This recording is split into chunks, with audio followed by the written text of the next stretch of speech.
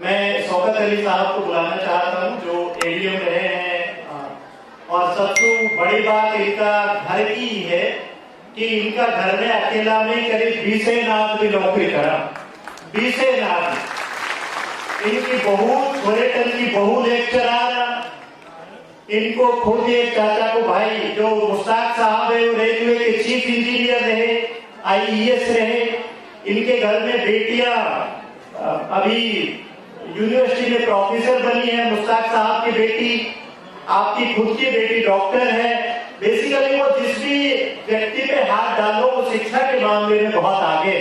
भैंसावत जैसा गांव जो इतना बैकवर्ड है, इतना पीछे पड़ो है, वहां में ये कि घर में से 20-30 आदमी निकलगा। शौकत भाई परिवार में से निकले हुए आदमी है। आपकी खुद की बेगम साहिबा की आपकी जब शादी हो गई उसके बाद उसको पढ़ाया है।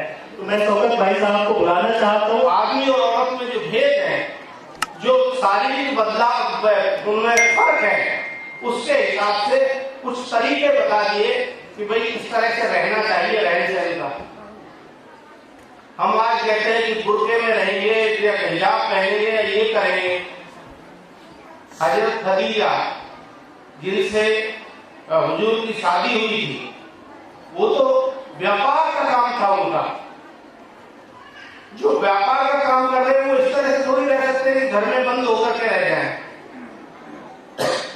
तो हम और हमारे जो बात के लोग हैं उन्होंने ये भेद पैदा किए हैं और ये सभी धर्मों में हुआ है, लेकिन इस्लामी दुनिया में कुछ ज्यादा हो गया है और उसका खामियाजा आज भुगतना पड़ रहा है।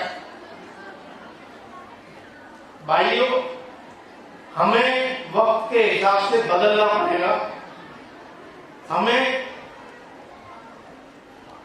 जो हमारे आधी आबादी है उसको भी हमारे साथ लेकर के चलना पड़ेगा। उनको आगे बढ़ाने के लिए जरूरी है कि हम उनको तालीम दिलवाएं।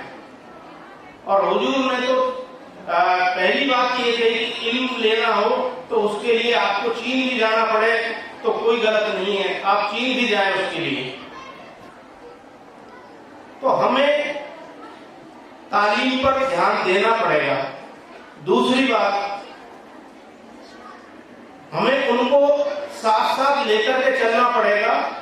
आज क्या हो रहा है हमारे समाज में कि किसी के घर में बच्ची हो गई तो मातम हो जाता है।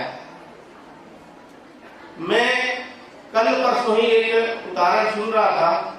एक हमारे भतीजी है, उसको 2 बच्चियां हो गई, तो किसी ने दूसरे उसकी जो जेठानी थी उससे कहा, उसने कहा जेठानी ने कि भाई अब तो एक बच्चा और होना चाहिए, आपकी बात और एक चांस ले लो।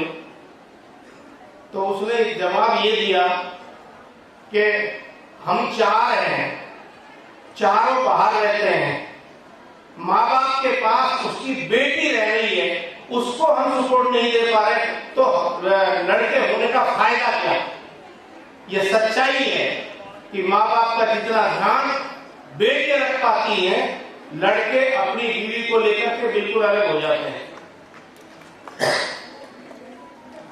तीसरी बात मैं ये कहना चाहूंगा कि हमारे समाज में अनावश्यक बहुत सारे गलत मुकदमे दर्ज हो रहे हैं।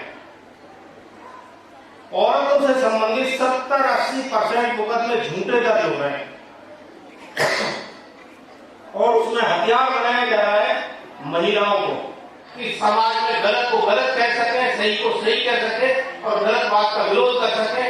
इन्हीं शब्दों के साथ मैं अपनी बात खत्म करता हूं। बहुत बहुत शुक्रिया। जय हिंद।